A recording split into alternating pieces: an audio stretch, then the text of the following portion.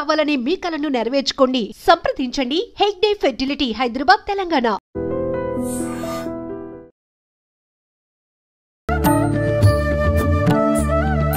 నమస్కారం, welcome to I dream. ధర్మ మార్గం విత్ విజిత కార్యక్రమానికి స్వాగతం.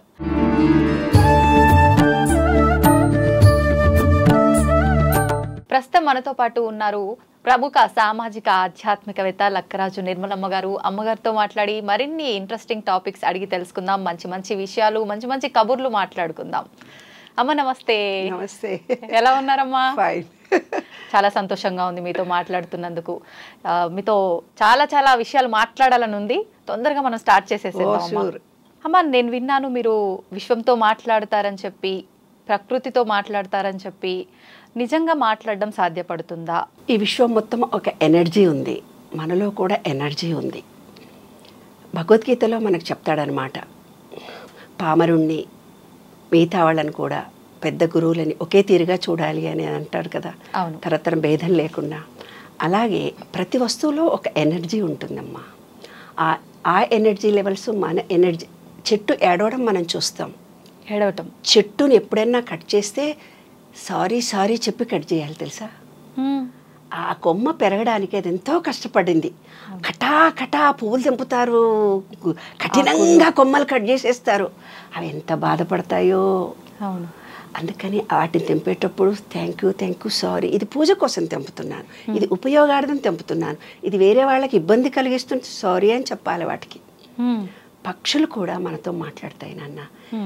మన ప్రతి దేవుళ్ళ దగ్గర ఒక్కొక్క పక్షులను, ఒక నెమలి, ఎలక ఏంటి, వినాయకుడు ఏంటి, అలాగా అమ్మవారి దగ్గర సింహం, అలాగా ఎన్నో ప్రతి దేవుళ్ళ దగ్గర కూడా కొన్ని జీవాలను, పక్షులను మనం చూస్తాం. అవన్నీ కూడా మనతో మాట్లాడతాయి. మాట్లాడాలనే సత్సంకల్పము, హృదయం నిండా ప్రేమ ఉంటే ఈ విశ్వంలోని ప్రతిదీ మనతో మాట్లాడుతుంది నాన్న. అదే ఇవాళ లక్కీగా నువ్వు ప్రేమ గురించి అడిగావు. ఇవాళ వ్యాలంటైన్స్ డే. అవును. విశ్వాన్ని ప్రేమించడం అనేది, విశ్వవ్యాప్తమైన ప్రేమ కలగడం అనేది అది భగవత్ సాక్షాత్కారం నాన్న. నిజమైన ప్రేమ అనేది ప్రతి వస్తువును, ప్రతి మనిషికి, ప్రతి విశ్వంలో ఉండే ప్రతిదానికి ఒక కృతజ్ఞత కలిగి ఉండడము ప్రేమ. అదే లక్ష్మీనారాయణుడు అంటారనమాట. లక్ష్మీనారాయణకి మన హార్ట్ చక్ర, అది గ్రీనరీ. ఎప్పుడు గ్రీనరీతో అటాచ్మెంట్ కలిగి ఉండే వాళ్ళకి ప్రకృతితో నిరంతరం మాట్లాడవచ్చు. అదే మన హార్ట్.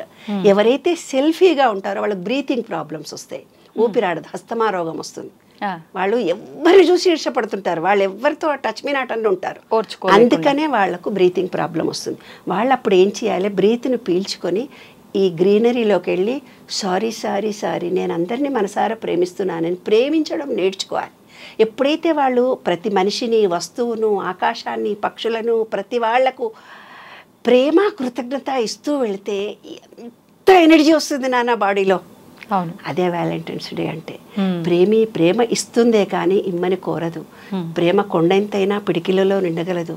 ప్రేమ అనంతమైనా కూడా ప్రేమ తెంచుకు రమ్మనదు, తుంచుకు రమ్మనదు. ప్రేమ ఇస్తుందే కానీ ఇమ్మని కోరదు. కవిత ఏదో రాసి వీడియోలో పెట్టొచ్చాను ఇందాకే. అవునా? ఓకే. అప్లోడ్ చేస్తుంటారమ్మా రెగ్యులర్గా? రెగ్యులర్గా ఉంటాయి. ఏదో ఒకటి. కొన్ని కుక్కలు నా ఫ్రెండ్స్ ఉంటాయి, అవి కూడా మాట్లాడతాయి. కొన్ని నెమళ్ళు మాట్లాడతాయి. ఎలా అర్థమవుతుందమ్మా మీకు? ఉస్మానియా యూనివర్సిటీ వాకింగ్ వెళ్తాను. వాకింగ్ వెళ్ళేటప్పుడు బయట ల్యాండ్స్కేప్ గార్డెన్ బయటనే తిరుగుతాను. ఉస్మానియా యూనివర్సిటీ లోపలికి వెళ్ళి చదువుకుంటారు ఓయూలో. నాకు ఆ పర్మిషన్ మా పెద్దవాళ్ళు నాకు ఇవ్వలేదు, నా అమ్మగుడు నా పిల్లలు నాకు ఎవరు ఇవ్వలేదు. అందుకని బయట విశ్వంతో రీసెర్చ్ చేస్తూ రోజు వాకింగ్ కూడా వెళ్ళేదాన్ని కాదు, ఇల్లు పిల్లలు అంటూనే ఉండేదాన్ని. లాస్ట్ ఒక 15 yearsకి చిన్న పాప పెద్ద పాప పెళ్ళైన తర్వాత డాడీ ఎక్కడికి వెళ్ళారు మమ్మీ, నువ్వు కూడా ఇంట్లోనే ఉంటే నువ్వు వాకింగ్ చేయి మమ్మీ, నీకు రాను రాను ఫ్రెండ్స్ అయిపోతారని ఒక షూస్ కొనిచ్చింది. నాకు కారు డ్రైవింగ్ 65 ఏళ్ళకు నేర్చుకున్నాను. 55 ఏళ్లకు 60 ఏళ్లకు నేర్చుకున్నాను కారు డ్రైవింగ్. ఎందుకు నేర్చుకున్నానంటే పిల్లలు కారు డ్రైవింగ్ సార్ మేడంకు మాత్రం మేము రాము, అక్కడ పోతా అంటే ఇడ మీటింగ్ అంటే ఆడ పండ్లు అంటే ఇడ కూరలు అంటే కనపడోళ్ళందరితో మాట్లాడుతుంటది, మేము రాము సార్ అని. అరే మహిళా దినోత్సవం రా ఇవాళ గవర్నర్ దగ్గర మీటింగ్ ఉంది నేను మాట్లాడాలంటే లేదు లేదు మా ఆయన నాది ఇంపార్టెంట్ అని ఆయన ఏదో మీటింగ్కి వెళ్ళిపోయి నన్ను పంపించలే. మా కాలనీలో మీటింగ్ మహిళా దినోత్సవం ఆ రోజు జయసుధను చీఫ్ గెస్ట్గా పిలిచారు. అప్పుడు నేను అన్నాను, నేను ఇంత పెద్ద స్త్రీ స్వతంత్రం మాట్లాడుతున్నాను కానీ నేను డ్రైవర్ మీద నా మొగుడి మీద ఆధారపడు వాళ్ళు నాకు పర్మిషన్ ఇస్తే కానీ నేను మీటింగ్ వెళ్ళేటట్టు లేదు. నేను మీ అందరికీ ప్రామిస్ చేస్తున్నా నేను ఇవాళ నేను డ్రైవింగ్ నేర్చుకుంటాను అని అన్నా. అని ఎవరో డ్రైవింగ్ ఆపుతాను కనిపిస్తే ఏ నాన్న కొంచెం బుర్ర తక్కువైంది 2-3 యాక్సిడెంట్లు కూడా అయినాయి కదా నాకు ఇప్పుడు కొంచెం భయం అవుతుంది బుర్ర కూడా ఏం పని చేస్తలేదు వస్తుంది. అదేంటమ్మా ఇంత తెలివితేటలు నేను ఇంత పెద్ద లీడర్ విని నేను నేర్పిస్తాలే అమ్మా అన్న. వితిన్ 15 డేస్లో నేర్చుకున్నాను నాన్న. నా అంతలో నేనే వెళ్ళి లైసెన్స్ తెచ్చుకున్నాను. ఇప్పుడు మా అమ్మాయి గేర్లెస్ కార్ కొనిచ్చింది. ఆ కార్లో నేను ఓయూ వెళ్తాను రోజు. ఓయూ దాకా ఎర్లీ మార్నింగ్ 5:30కి పిల్లలు ఉండేవాళ్ళు వాళ్ళకు భోజనాల టైం 6:30 నేను రావాలి కాబట్టి కొంచెం ఎర్లీగా వెళ్ళడం అలవాటు చేసుకున్నాను. అలా వెళ్తున్నప్పుడు రోజంతా ఆ పక్షులతోటి ఆ చిలకలతోటి అన్నిటితోటి కొన్ని కుక్కలు నా వెంటబడి ప్రేమించడం మొదలు. కొందరు ఏమన్నారంటే లేదు మేడం మీరు ఓయూలో 200 ఎకరాల్లో గార్డెన్ చేశారు మీరు లోపలికి రావాలని ఒక 5 ఏళ్ల క్రితం ఎవరో కనపడి చెప్పారు. అమ్మో నేను ఈ గాజులు వేసుకుంటాను ఏవో ఉంగరాలు అయితే ఇవి రావివి మరి నాకు భయం కదా ఒక్కదాన్ని ఎర్లీగా వస్తాను. లేదమ్మా నువ్వు రావాలి అని. ఆ రోజు నుంచి అంటే సెక్యూరిటీ ఇటు అటు మధ్యలో 3 సెక్యూరిటీ గార్డ్స్ ఉంటారు. ఎవరిని లోపలికి పోనివ్వరు. అలా 200 ఏదో ఫీజు తీసుకొని లోపలికి పోనిచ్చేవాళ్ళు తర్వాత అంతా ఫ్రీనే. అయితే అక్కడ ఒక ఊరి కుక్క నా వెంటబడ్డం మొదలుపెట్టాడు. ఊరి కుక్క వస్తున్నాడు నా వెంట పడుతున్నాడు. వాడు నాకుతే వాడికి ఇంజెక్షన్స్ ఇవ్వరు కదా నాకేమైనా జబ్బు చేస్తుందో అని నాకు భయం. 3 రోజులు 4 రోజులు సెక్యూరిటీ తోటి కొట్టిపించిన వాడిని కొట్టిచ్చేసి వద్దు అని వెళ్ళిపోతున్నా. అప్పుడు వాడు నాకంటే ఎక్కువ ఇంటెలిజెంట్. ఆ గేట్ కంటే నేను ఎక్కడ తిరుగుతానో నాకంటే ముందు వచ్చి నిలబడ్డాడు. నేను 5 కిలోమీటర్లు వెళ్తే 5 కిలోమీటర్లు నేను ఇట్లా కాసేపు కూర్చుంటాను మధ్య మధ్యలో ఆకులతో పక్షులతో నెమలతో చిగులకలతో మాట్లాడుతూ వాడు నా పక్కన కూర్చుంటాడు. నేను 2 గంటలకు పైన వస్తాడు, సాయంత్రం 4 గంటలకు పైన వస్తాడు, రాత్రి 7 గంటలకు పైన వస్తాడు. మరి వాడికి నాకు అనుబంధమే. అప్పుడు మా వాకర్స్ అందరు అన్నారనమాట, నేను ఒక్కదాన్ని వెళ్ళలేవని నీ విశ్వంతో చెప్పావు కదమ్మా ఆ రోజు ఈ ఓపెన్ గ్రౌండ్లో అందుకని నీకు తోడొచ్చాడు అని. మా అమ్మాయిలన్నీ పూర్వకాలం ప్రియుడు మమ్మీ వాడు నిన్ను వదిలేడు. మా ఫ్రెండ్స్ అందరూ మా మహిళా మండలి బిస్కెట్లన్నా తీసుకుపోతున్నావే వాటికి ఏదైనా తీసుకుపోయే పాపం పిచ్చోడు నీ వెనక తిరుగుతుంటే అని ఒకరోజు బిస్కెట్స్ చికెన్ ప్యాకెట్స్ వేరే కుక్కలకి తీసుకెళ్ళి వేస్తే తినడే. వాడు నా మీదే ప్రేమ కాని వాడు పిచ్చోడు బిస్కెట్ ప్రేమ కాదు వాడిది ఒరిజినల్ ప్రేమ. వారం రోజులు నేను వెళ్ళను అనుకోనా నా చుట్టూ తిరిగి కళ్ళ నీళ్ళు పెట్టుకొని ఏడుస్తాడు. 5 కిలోమీటర్లు 6 కిలోమీటర్లు 10 కిలోమీటర్లు తిరిగి నేను కారులో కూర్చున్నాక అక్కడ కూర్చొని ఇలా మొహం పెడతాడు. నా కారు ఎంత దూరం పోతుందో కళ్ళ నీళ్ళు పెట్టుకొని ఇలా చూస్తాడు. అందరు అన్నారు నువ్వు తీసుకెళ్ళవే వాడిని పాపము. నా ఇంట్లో బుడ్డిగాడు ఉన్నాడు వాడు సేమ్ పెట్టు. ఏ కుక్కలకు నేనేం తీసుకెళ్లేదాన్ని కాదు. వీడు 16-17 ఏళ్ల నుంచి ఒక పెట్టి డాగు మా ఇంట్లో. ఆ పెట్టి డాగు ఉంటే మళ్ళీ ఆ కుక్కని ఇక్కడ తీసుకెళ్ళి రెండింటిని భరించడము. బాబాయ్ మేము ఎక్కడికన్నా పోకుండా ఇప్పటికే బంధంగా ఉన్నాడు ఆడిప్పుడు అనుకోని. కానీ ఈ విశ్వం మనతో మాట్లాడుతుంది నాన్న. చిలకలు మాట్లాడితే 16 ఏళ్ల నుంచి నేను వాకింగ్ వెళ్తున్నా. మా ఆయన రోజు అంటాడు ఏంటే వర్షంలో అలా వెళుతున్నావు నిర్మలా నువ్వు ఏం కాదా నీకు వర్షంలో ఎందుకు వెళ్ళావు అంటాడు. వాన పడలేదు చూడండి నేనేమన్నా తడిసానా. నేను కారులో కూర్చున్నాక వర్షం పడాలి అని మనసులో అనుకుంటాను. కారులో కూర్చున్నాకే వర్షం పడుతుంది. పడదు నాన్న ఒక్కరోజు కూడా నేను తడవలేదు. ఇంకొక ఎక్స్పీరియన్స్ నేను యుఎస్ వెళ్ళాను. యుఎస్ వెళ్ళిన తర్వాత ఏమైంది అక్కడ చాలా ఏళ్ల తర్వాత నేను ఎప్పుడు వెళ్ళలే. యుఎస్ అంటే భయం నాకు యాక్చువల్గా ఆరోగ్యరీత్యా వాళ్ళకి ఏమైనా ఇబ్బందులు అవుతాయేమో అని. మా అమ్మాయి వాళ్ళు పర్వాలేదన్నారు. ఏదో మేనేజ్ చేసి మేము వెళ్ళాం. వెళ్ళిన తర్వాత ఓయూలాగా నాకు గ్రీనరీ కనిపించాలి కదా లేకపోతే గిలగిల కొట్టుకుంటాను. వాకింగ్ మాత్రం కంపల్సరీ వెళ్ళాలి. నాకు చేత కాకపోయి జ్వరం వచ్చినా అక్కడ కూర్చొని అరగంటన కూర్చొని రావాలి అది నాకు. సరే కూర్చొని రావాల్సి వస్తే నేను అట్లా వెళ్ళిపోయి ఇట్లా పోయొచ్చాను నాన్న అంటే మా అల్లుడు నన్ను కోప్పడ్డాడు. ఆంటీ అదేంటి మెయిన్ రోడ్డు మీద మీ ఇష్టం వచ్చినట్టు పోతారా ఇది యుఎస్ అది మెయిన్ రోడ్డు వెళ్ళకూడదు మీరు ఇక్కడ కాలనీలోనే తిరగాలి చుట్టూ అన్నాడు. అబ్బా మంచి గ్రీనరీ లేదు అక్కడైతే బాగా గ్రీనరీ ఉంది నేను అక్కడికే పోతానని మనసులో అనుకున్నాను అంతే. అనుకొని ముందు రోజు 2వ రోజు ఇట్లా వెళ్ళి వాకింగ్ చేస్తుంటే అక్కడ బోర్డు కనిపించింది. ఏం బోర్డు అని చదివి 1 year ఈ రోడ్డు రిపేర్లు ఉంది వాకింగ్ చేసుకోవచ్చు అని రాసుంది. భలే కలిసి వచ్చింది చాలా. అసలు అందరు అన్నారు అదేంటి మీరు ఇలా అనగానే అలా ఇలా జరిగింది అని. మాకు తెలియదు. అలా వాకింగ్ వెళ్తూ అలా ఎన్ని కిలోమీటర్లన్నా వెళ్ళొచ్చు. అట్లా 2 కిలోమీటర్లు వెళ్ళి 3 కిలోమీటర్లే. అయితే బొక్కలు అరిగిపోయిందా అని నాన్న, ఓయూలో అయితే 1 కిలోమీటర్ వెళ్ళి కూర్చుంటాను కదా, ఇక్కడ కూర్చోవడానికి ఏమీ లేదు, కాళ్ళు నడుములు లాగుతున్నాయి, నేను రేపటి నుంచి రాను అన్నాను, అంతే నాన్న. నెక్స్ట్ డే వెళ్ళేసరికి సోఫాలు వేసారు ఎవరో. అక్కడ ఉండేవాళ్ళు ఎవరో సోఫాలన్నీ ఇరిగిపోయినా పగిలిపోయినాయి, అట్లా పడేసిపోయినా, దాంట్లో ఒక కుర్చీ చాలా బాగుంది, అది నాతో వాకింగ్ వచ్చేవాళ్ళు చెట్టు కింద వేశారు. ఆ రోజు వాకింగ్ చేసి ఆ చెట్టు కింద కూర్చొని వచ్చేదాన్ని. చెట్టు కింద కూర్చొని అలా వాకింగ్ చేసి ఆకులతో చెట్లతో పూలతో మాట్లాడి వచ్చేదాన్ని. ఇంకా నేను వెళ్ళిపోతున్నాను, రిటర్న్ వెళ్ళిపోతున్నాను, టికెట్స్ రేపు వెళ్ళిపోవాలి, ఇంకా ఈ రోజే లాస్ట్ నాన్న, నీ దగ్గరకు వస్తున్నానే, నేను ఇలా వెళ్ళాను, క్రాష్ వాడు వచ్చి ఆ కుర్చీలు సోఫాలన్నీ నా కళ్ళు ఎదురుగా తీసుకెళ్ళిపోయాడు.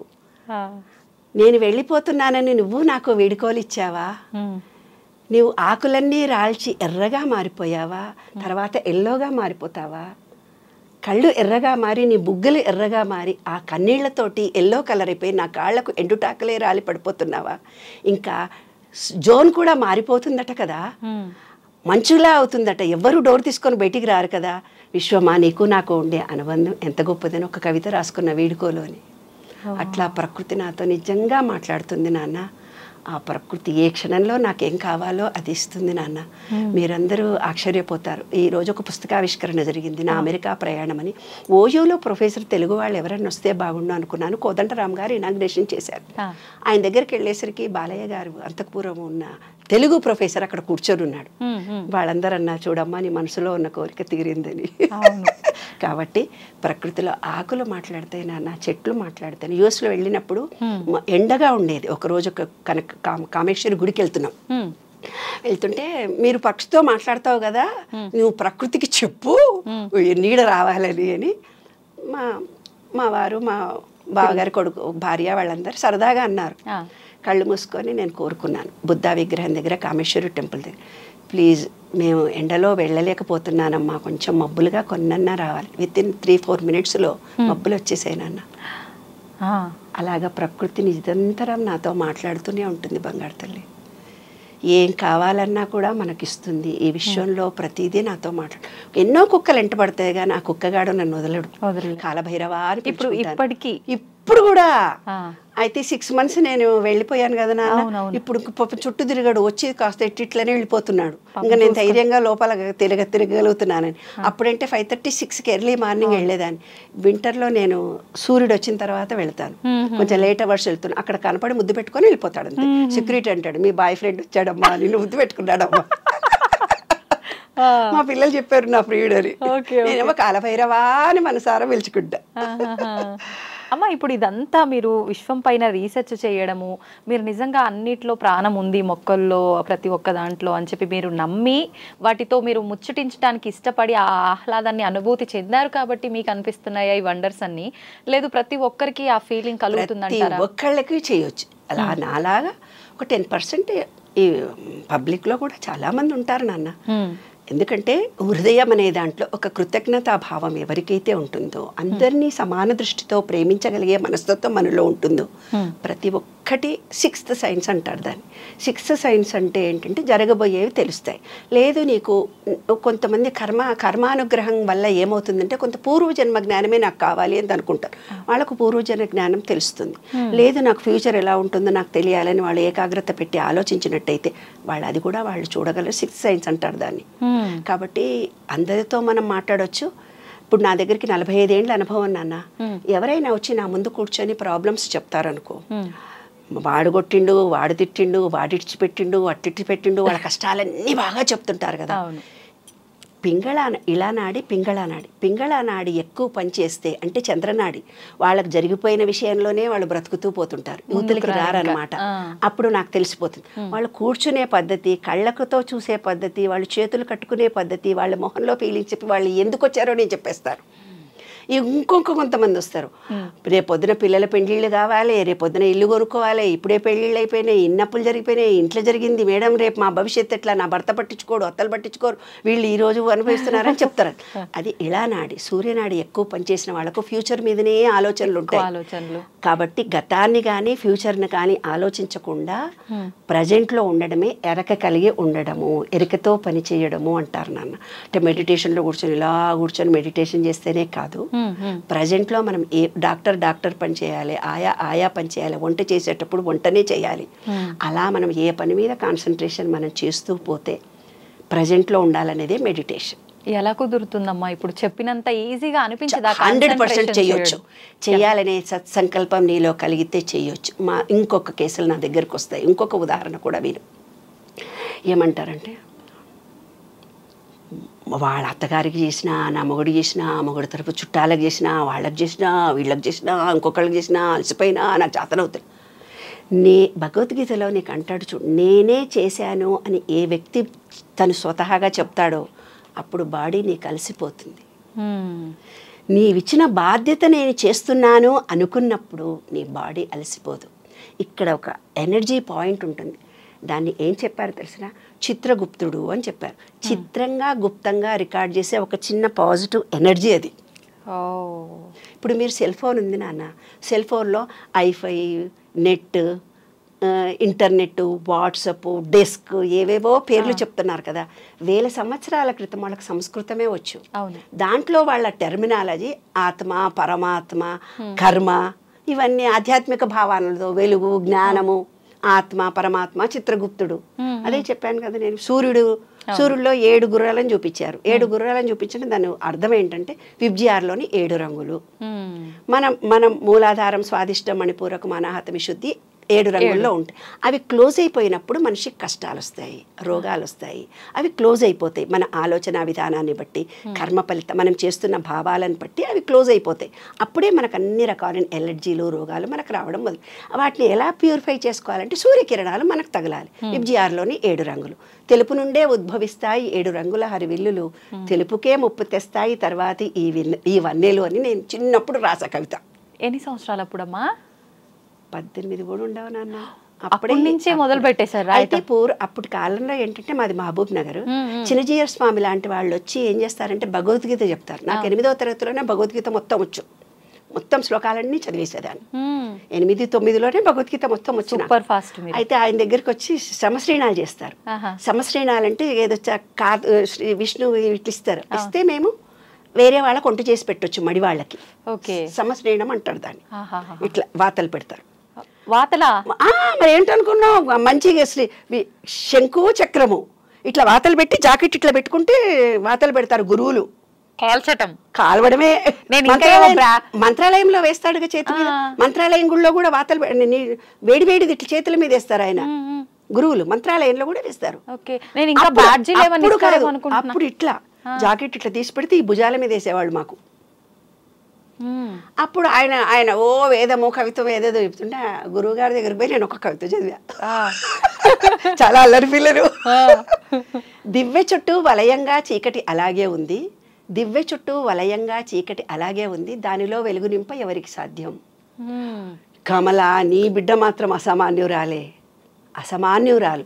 ఈ సూర్యకిరణాల వెనక కూడా చీకటి ఉందట. ఈ విశ్వం మొత్తంలో కూడా తెలిసింది అని మనం అనుకుంటాం, కానీ తెలియంతన మనలో ఎంతో ఉంటుంది. దీనికి జ్ఞానవంతురాలు అవుతుందని ఆయన ఆశీర్వదించాడు నన్ను. అలాగ చిన్నప్పటి నుంచి ఆధ్యాత్మికంగా అలా అనుభవాల ద్వారా వచ్చింది నాన్న. అది భగవత్ కృపగా భావిస్తాను. ఈ నాలెడ్జ్ని సమాజానికి పంచడానికి ఉపయోగించడాన్ని నిర్ణయించుకున్నాను. అందరు నాకు ఇప్పుడు ఫోన్లు చేస్తారు, ఈ ట్యూబ్ చూసినాం, ఆ ట్యూబ్ చూసామమ్మ, మాకు ఈ రోగం ఉంది, మేము మీ అపాయింట్మెంట్. నాకు అపాయింట్మెంట్లు, డాక్టర్లు, ఇంకోటి లేదే బాబు, నాకేం పిఏలు లేరు, ఏం లేరు, ఫ్రీ సర్వీస్. నేను ఫ్రీ సర్వీస్ చేస్తాను, అంతేగాని ఎప్పుడు డబ్బు సంపాదించాలని ధోరణితో నేను చేయలేదమ్మా. అందరికీ ఏదో నాకు తోచిన సలహాలు, సంప్రదింపులు చేస్తూ ఉంటాను అంతే తప్ప ఒక పిఎన్ పెట్టుకొని ఫ్యామిలీ కౌన్సిలింగ్ చేస్తే డబ్బులు తీసుకోవడం నాకు తెలియదు కూడా. అందరిని మనసారా ప్రేమిస్తానన్న. ఎంతటి కష్టాలు ఉన్న వాళ్ళని కూడా ఈ 45 ఏళ్ల నుంచి అందరి ప్రాబ్లమ్స్ సాల్వ్ చేయగలిగే శక్తిని భగవంతుడిచ్చాడు.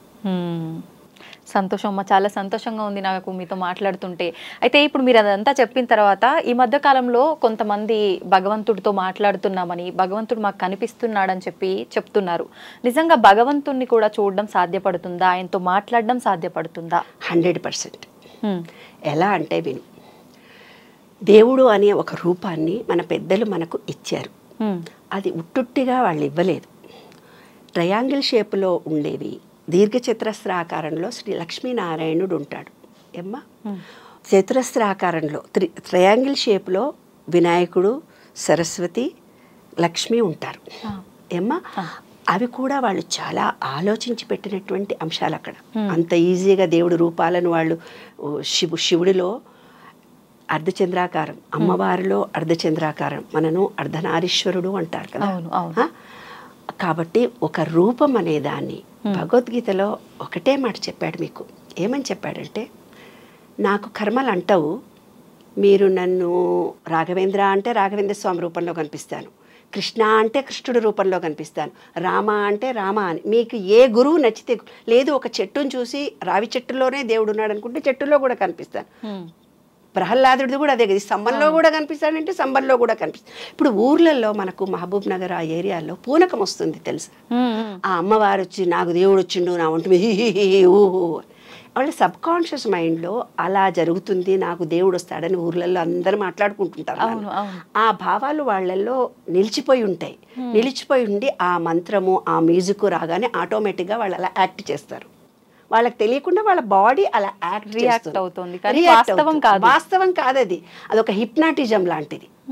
మన మనసు ఇప్పుడు ఈత కొట్టడము, తర్వాత మనకు 3 మైండ్లు ఉన్నాయి, consciousness, subconsciousness, super conscious. కాన్షియస్నెస్తో మనం ఇవన్నీ పనులు చేస్తున్నాం. సబ్ కాన్షియస్ మైండ్ అంటూ ఒకటి ఉంది, అది ఈత చేయడము, డ్రైవింగ్ చేయడం. డ్రైవింగ్ చేస్తూ మాట్లాడుకుంటూ పోతారు.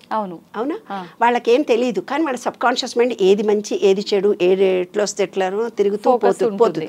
అది సబ్ కాన్షియస్ మైండ్. అంటే నీకు ఇంకా ఈజీగా ఉదాహరణ చెప్తారు. రాత్రి మనమంతా పడుకొని ఉంటాం, పడుకోగానే ఆ రోజు జరిగిన విషయాలన్నీ చిన్న స్క్రీన్ లాగా టీవీ కళ్ళు మూసుకొని పడుకుంటాం. కానీ స్క్రీన్ మీద అవన్నీ ఆ రోజు వాళ్ళు మనం తిట్టారు, వీళ్ళు మనం చేశారు, ఆ ఉద్యోగానికి వెళ్ళి వచ్చాం, వాళ్ళు ఈ మాట అన్నారు, మనం ఈ మాట అన్నాము, అన్నీ తిరుగుతూ పోతుంది. దానికి సబ్ కాన్షియస్ మైండ్ అంటారనమాట. ఆ సబ్ కాన్షియస్ మైండ్ అనేది ఏం చేస్తుందంటే ఫీలింగ్ ఇస్తే కనుక, ఇప్పుడు అట్రాక్షన్ ఆఫ్ లా అని చెప్తున్నారు కదా, ఆ సబ్ కాన్షియస్ మైండ్ను మోల్డ్ చేసుకుంటే నువ్వు ఏది కావాలంటే అది జరుగుతుంది. ఇప్పుడు దేవుడు కనిపించాడు అని అనుకుంటారు కదా కొంతమంది, కృష్ణుడి రూపంలో కూర్చుంటారు, బాబా కనిపించాడు నాకుంటారు. ఎగ్జాక్ట్లీగా బాబాను తలుచుకుంటూ వాళ్ళ సబ్ కాన్షియస్ మైండ్లో బాబా వచ్చినట్టుగా ఫీల్ అవుతుంటారు.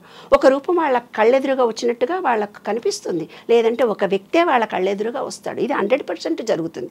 ఎందుకంటే వాళ్ళు ఒక బయట ఉండేది ఒక ఎనర్జీ, వీళ్ళల్లో ఉండేది ఒక ఎనర్జీ. వీళ్ళకి ఏముందంటే ఈ సబ్ కాన్షియస్ మైండ్కు ఫీలింగ్ బాగా తెలుసు. ఇప్పుడు వెంకటేశ్వర స్వామితో మాట్లాడానని ఎవరో టీవీలలో చాలా మాట్లాడుతుంటారు, నేను వెంకటేశ్వర స్వామితో ఎగ్జాక్ట్లీ మాట్లాడతారు వాళ్ళు. ఎందుకంటే వాళ్ళ సబ్ కాన్షియస్ మైండ్ ఆయననే దేవుడు అనుకున్నారు, ఆయననే సర్వస్వం అనుకున్నారు.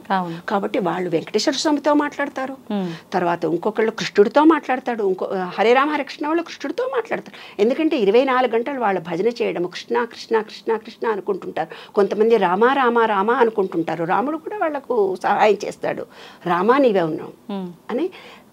ఏదైతే కొన్ని బీజాక్షరాలు దేవుళ్ళు ఉన్నారో ఏ రూపంలో మనం ఆలోచించుకుంటే ఆ రూపంలో మనకు కనిపిస్తాడు.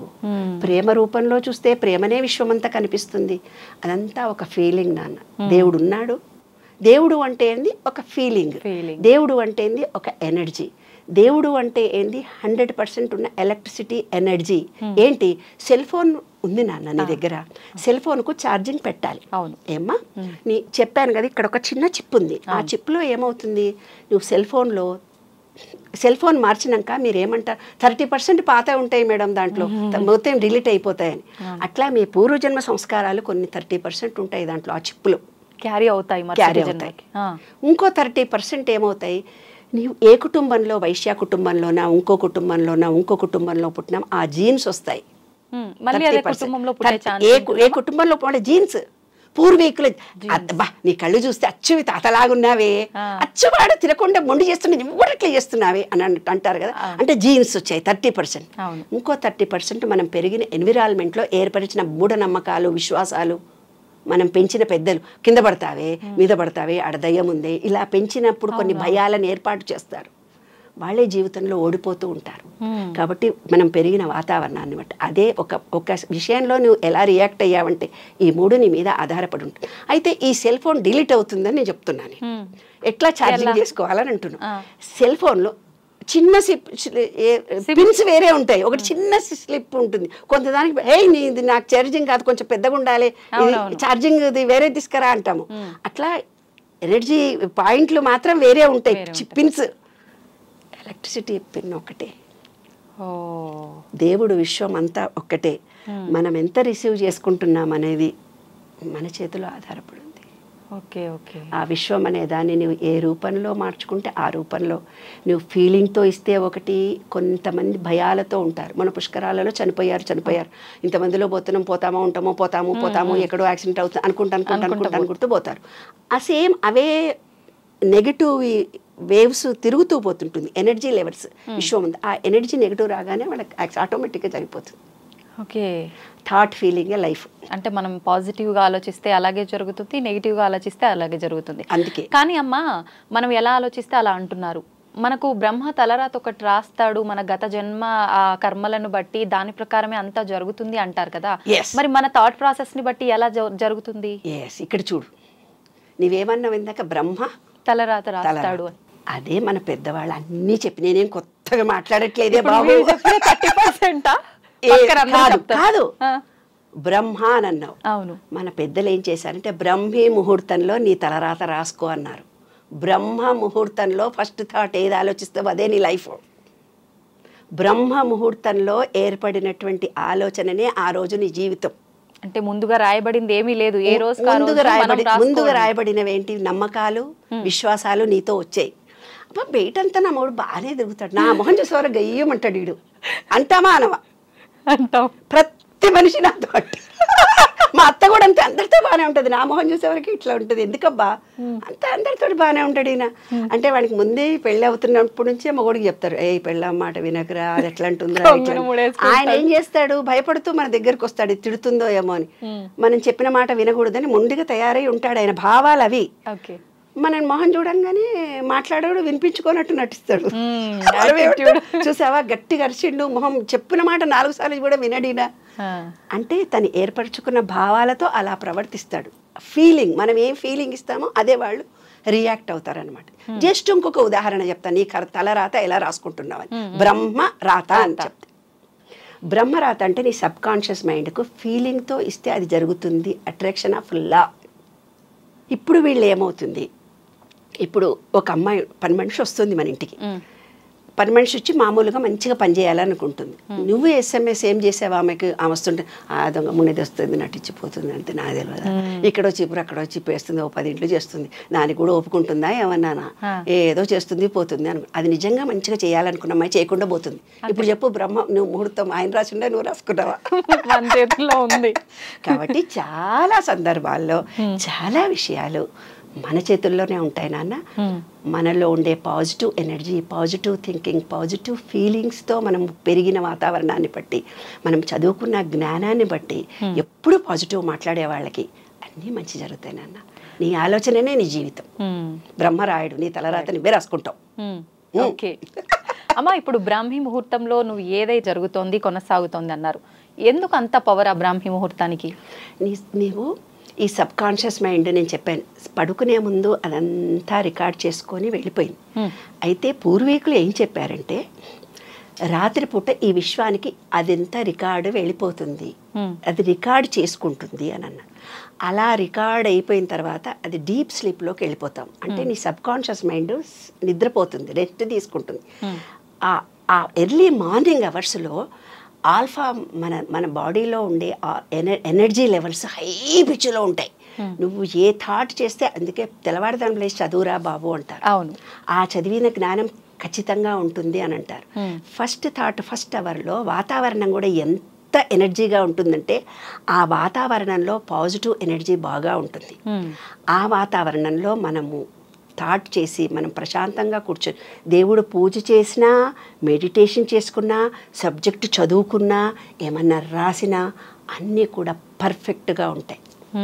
ఆ థాటే ఆ రోజు మొత్తం నీ జీవితం. ఓకే, ఇప్పుడు పూజ అన్నారు, ఆ సమయంలో పూజ అని చెప్పన్నారు. నిజంగా ఆ సమయంలో పూజ చేస్తేనే ఎక్కువగా ఫలితం ఉంటుందా, లేదు మనం నార్మల్గా ఎప్పుడు వీలైతే అప్పుడు చేస్తే కూడా ఫలితం ఉంటుందా? ఇంకొకటి, ఈ మధ్య కాలంలో చాలామంది ఇంట్లో యజమాని మగవారు పూజ చేస్తేనే ఎక్కువ ఫలితం ఉంటుంది అని చెప్పి అంటున్నారు. ఇంటికి ఇల్లాలు, ఇంటికి దీపమే ఆడమనిషి అని అంటుంటారు. అయితే మరి తను చేస్తే ఎందుకు ఉండదు ఆ ఫలితం? నాన్న, ఇది స్త్రీనా పురుషుడా అంటూ ఏమీ ఉండవు నాన్న. భార్య భర్తలు ఇద్దరు భార్యాభర్తలు ఉన్నారనుకో నాన్న, భర్త నుంచి భార్యకు, భార్య నుంచి భర్తకు ఏమన్నా జబ్బులు రావడం నువ్వు విన్నావా? ఏ సైన్స్లోనన్నా ఉందా? భార్యాభర్తలు కదా, హృదయాలు వేరైపోయినా ఒక్కటే శరీరం అనుకుంటున్నామే. పక్కింటికి పోయి వాళ్ళ ఎలర్జీ ఈమెకు వచ్చి దగ్గు జలుబు వచ్చింది, వాళ్ళదేదో రోగం ఈమెకు వచ్చింది అని ఎన్నో అంటాం మనం పిల్లలకి. భార్యాభర్తలు ఇద్దరిది ఒకళ్ళది ఒకళ్ళకి ఎందుకు రాదు నాన్న? రాదుగా. రాదు. ఎందుకనమ్మా? అదే అంటే ఈయన జీవితం ఈయనదే, ఆమె జీవితం ఆమెదే. పూర్వీకులు మనకేం చెప్పారంటే అర్ధనారీశ్వరుడు అని శివుడికి చెప్పాడు. అంటే ఇటంతా కూడా శివుడు ఉంటాడు, ఇటంతా కూడా అమ్మవారు ఉంటుంది, మనకు కూడా ఉంటుంది అర్ధనారీశ్వర తత్వం. ఇదంతా పురుషతత్వం ఉంటుంది, ఇక్కడంతా స్త్రీతత్వం ఉంటుంది. పురుషుడికి కూడా అలాగే ఉంటుంది. ఆయన కూడా పురుషతత్వం స్త్రీతత్వం. ఈ విశ్వ నియమాల్లో అదొక రహస్యం ఏంటంటే ప్రతి మనిషి ఈ విశ్వం మొత్తంలో స్త్రీ లక్షణాలు పురుష లక్షణాలు రెండు ఉంటాయి. పురుషుడికి పురుష లక్షణాలు ఎక్కువ ఉండి స్త్రీ లక్షణాలు తక్కువ ఉంటాయి. కొంతమంది పురుషులకి స్త్రీ లక్షణాలు ఎక్కువ ఉంటే ఆడపిల్లలాగా ఏడుస్తున్నవేనరా, అంత ఆడపిల్లలాగా చూసి భయపడుతున్నవే అంటే స్త్రీ లక్షణాలు అబ్బాయికి పుట్టుకతోటి ఎక్కువ ఉన్నాయి. అదే మగపిల్లగాడిలాగా చేస్తున్నవేమే, మగరాయిలాగా వెళ్తున్నాం, అదేమి ఆడపిల్లలాగా ఇట్లుండాలి. ఏదో పిచ్చి పిచ్చి మాటలు మాట్లాడతారు మన పెద్దవాళ్ళందరూ, పిచ్చి పిచ్చి మాటలే ఇవి. పిచ్చి మాటలు అంటారా? అంతే కదా నాన్న, తప్పు కదా. ఆడపిల్లగా ఉండు, అణిగిమణిగి ఉండు, మొగరాయిలాగా నడవకు, ఇలాంటి చిన్న చిన్న ఇవన్నీ పిచ్చి మాటలే. అంటే అప్పటి కాలంలో అలా ఉంది కాబట్టి అవే మాటలు మనకొచ్చే, మనం మన తర్వాత తరాన్ని కూడా అందిస్తున్నాం. కాబట్టి అలా అందించడము అంటే ఏంటంటే స్త్రీ పురుష లక్షణాలు రెండూ ఉంటాయి. స్త్రీనే, పురుషుడు పురుషుడే. ఆయన పుణ్యం నీకు, నీ పుణ్యం ఆయనకు రాదు. కానీ పురుషుడు అనే దానికి ఆయన చేసినటువంటి పుణ్యం, పూజ చేయకపోయినా, ఆయన చేయకపోయినా, నీవు చేయకపోయినా, ఎవరింట్లో దీపం పెట్టినా జరుగుతుంది, మంచిగా జరుగుతుంది. కానీ పురుషుడు చేసిన పాపం బిడ్డలకు వస్తుంది. పురుషుడు చేస్తే పుణ్యం పెళ్ళానికి పోతుంది. స్త్రీకి తను చేసింది తనకే వస్తుంది. ఓకే. నేను రాసిన అమెరికా అనుభవాల్లో అందులో ఒక స్టోరీ రాశాను. నాకు అమెరికాలో ఒక కేసు నా దగ్గరకు వచ్చింది. ఏమని వచ్చింది తెలుసా నాన్న? అమ్మ, నేను అపురూపంగా పెంచాను నా కూతురిని, ఆడపిల్లలు కావాలి కావాలి అనుకున్నా, చేతుల్లో పెట్టి పెంచుకున్నాను. అది ఏది కావాలంటే అన్ని కోరికలు తీర్చాను. నాకు నా బిడ్డంటే అపురూపం అపురూపం అపురూపం. అలాంటి ఒక అయ్యకిచ్చి పెళ్లి చేస్తే ఆ పిల్ల నానా హంస పెడుతున్నాడు, నానా బాధ పెడుతున్నాడు, కన్నీళ్ళు ఆగకుండా ఎక్కేడుస్తూ చెప్పాడు. చెప్పిన తర్వాత ఆయన భార్య, నేను ఏంటంటే కౌన్సిలింగ్ చేసేటప్పుడు అందరి విషయాలు కనుక్కుంటాను. ఆ భార్యను పిలుస్తాను, ఆ అమ్మాయిని కూడా పిలుస్తాను, వాళ్ళ భర్త విడివిడిగా మాట్లాడతాను, సపరేట్గా మాట్లాడి కౌన్సిలింగ్ ఇస్తాను. ఆయనను కూడా తండ్రిని కూడా పిలిచి భార్యను కూడా పిలిచి సపరేట్గా అడిగాను. అమ్మ ఏంటి, ఏం సంగతి, ఎలా ఉన్నారు, నీకు కూడా పాప అంటే ఇష్టమా, ఏం సంగతి అని అడిగాను. అడిగితే ఆ అమ్మాయి ఏం చెప్పింది తెలిసిన? అమ్మ, మా నాన్న కూడా నన్ను అపురూపంగా పెంచాడు, కానీ పెళ్ళైనప్పటి నుంచి నా కట్నం డబ్బులు తీసుకురాపో, మా అమ్మలాగా నీ వంట చేయవు, మా అమ్మలాగా నువ్వు ఇట్లా తిరగవు, మా అమ్మ ఇట్లా యాక్టివ్గా చేస్తే చూడు, మా చెల్లెలు చూడు అంత దూరం పోయి నడిచొచ్చింది అని ప్రతిదానికి కంపేర్ చేసేవాళ్ళు. నా శక్తి నాకుంటుంది, ఆమె శక్తి ఆమె. నేను ఏడవని రోజంటూ లేదమ్మా.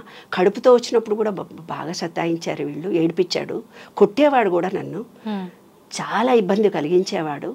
అయినా నాకు వేరే వెళ్ళే అవకాశాలు లేక ఆయనతో కాపురం చేశానమ్మా. పుట్టింటికి పోతే ఆడదానికి గౌరవం ఉండదు, నేను చదువుకున్న దానికి కాదు కదా, ఏదో అణిగి మణిగి ఉండి కష్టాలు పడుతూ ఈ పిల్లలు చూసి పెళ్లి చేశాను. ఆర్థికంగా మాకేమి ఇబ్బందులు ఏమి లేవు, మేము మంచి కలిసే ఉన్నాము. ఇంకా ఆయన నన్ను కొట్టినా తిట్టినా ప్రేమగా చూసుకున్నాడు. కొంచెం బిడ్డలు పుట్టినప్పటి నుంచి ఆయనలో పరివర్తన కలిగింది అని. అప్పుడు ఆ అబ్బాయిని పిలిచి నేను చెప్పానమాట. ఆ ఇద్దరు జంటలు కూర్చుని పెట్టాను. తండ్రి ఎలా ప్రవర్తించాడో కూతురుకి ఆ కష్టం వస్తే వీడు ఆ బాధ తెలుస్తుంది. అవును. కాబట్టి నీ భార్యను నువ్వు ఎంత హరాస్ చేశావో ఆ బాధ అంతా ఇప్పుడు పడి ఏడుస్తున్నావు 5 ఏళ్ల నుంచి.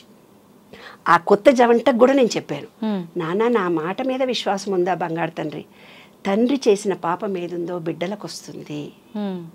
తండ్రి అనామకంగా సంపాదించిన సంపాదన, డాక్టర్ల పిల్లలు, పోలీస్ ఆఫీసర్ల పిల్లలు సుఖపడరు. ఎంతో క్రిమినల్గా ఎంతో కొట్లాడి సంపాదించిన డబ్బులు ఉంటాయే, కొడుకులు అనుభవించారు, వాళ్ళకు పెళ్ళిళ్ళు కావు, పెళ్ళిళ్ళైనా పిల్లలు పుట్టరు, పిల్లలు పుట్టిన యాక్సిడెంట్లో చచ్చిపోతారు. ఇవన్నీ జరగడానికి తండ్రులు వాళ్ళు సంపాదించిన ఆస్తిని వాళ్ళు చేసినటువంటి కార్యక్రమమే వాళ్ళ పిల్లలకు వస్తుంది నాన్న. కాబట్టి కర్మ అనేది ఎలా జరుగుతుందంటే 7 తరాలలో జరిగినటువంటి 7 తరాల వరకు ఆ పాపం ఉంటుంది. ఒక తాత ముత్తాత ఆ తాత చేసిన పాపము ప్రతిదీ వాళ్ళ వంశం అనుభవించాల్సిందే, వాళ్ళ పిల్లలు అనుభవిస్తారు. స్త్రీనా పురుషుడా అనేది వాళ్ళు ఎవరినైతే కష్టపెట్టినారో దాన్ని బట్టి వాళ్ళు ఎంత ఈ విశ్వం భగవద్గీతలో చెప్పింది కూడా ఇదే. నువ్వు విశ్వంలో ఏం చేసి రికార్డు చేసుకున్నావో అదే నీకు వస్తుంది. నువ్వు కష్టాన్ని ఇచ్చావు, వాళ్ళని కష్టపెట్టావు, ఆ కష్టం నువ్వు అనుభవిస్తావు. అంటే చర్య ఈజ్ ఈక్వల్ టు మైనస్ ప్రతిచర్య, అంతే.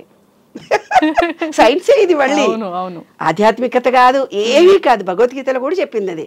కర్మ నీది నీవు అనుభవిస్తావు, నాకు కర్మ అంటదు, నువ్వేం చేస్తావో అది నీవే అనుభవిస్తావు. 7 తరాల నుంచి జీన్స్ వచ్చింది, వాళ్ళతో పాటు ఈ పాపాలు వచ్చినాయి, వాళ్ళతో పాటు ఈ కాస్త వచ్చింది. విముక్తి లేదామా దాని నుంచి? ఉంటుంది. ఎలా ఉంటుందంటే దానికి కొన్ని టెక్నిక్స్ ఇచ్చారు. ఏమిచ్చారు? నాగదేవతకు పూజ చేయండి, నాగదోషము. సూర్యుడు అంటే పితృదోషాలకు సూర్యుడికి గోధుమలు దానం చేయమన్నారు. ఏమ్మా, గోధుమలతో చేసి రొట్టెలు చేసి పంచమన్నారు. అలా కొన్ని ఇచ్చారు. పాపం అనేది 3 రకాలుగా ఉంటుంది.